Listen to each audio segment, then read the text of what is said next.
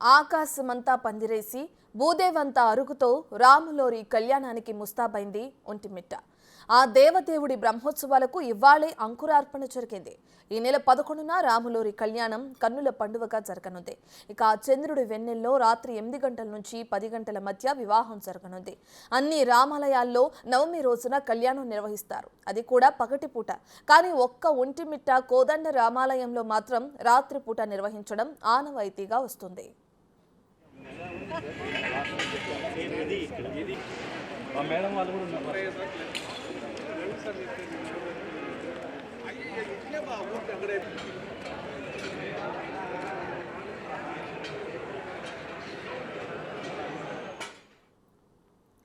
Vontimitta Kodandarama Swamy బ్రహ్మోత్సవాలను TTD ప్రతిష్టాత్మకంగా తీసుకుంది.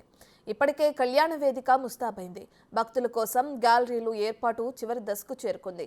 VIP, VVIP, సాధారణ భక్తులను దృష్టిలో ఉంచుకుని గ్యాలరీలు ఏర్పాటు చేస్తున్నారు. తోపులాట లేకుండా చర్యలు తీసుకుంటుంది. కళ్యాణోత్సవానికి వచ్చే ప్రతి భక్తుడికి ముత్యపు తలంబ్రాలు, అన్న ప్రసాదాలు అందించేలా పటిష్ట ఏర్పాట్లు చేస్తున్నారు.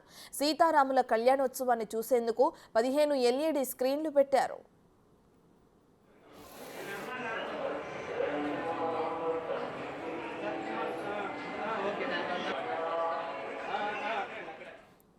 భక్తులు పెద్ద సంఖ్యలో తరలివచ్చే అవకాశం ఉండడంతో పోలీస్ శాఖ అలర్ట్ అయింది. విజిలెన్స్ ఆధ్వర్యంలో 100కు పైగా సీసీ కెమెరాలు, 3 డ్రోన్లతో గస్తీ నిర్వహించనున్నారు. 2400 మంది భద్రతా సిబ్బంది అందుబాటులో ఉంటారు.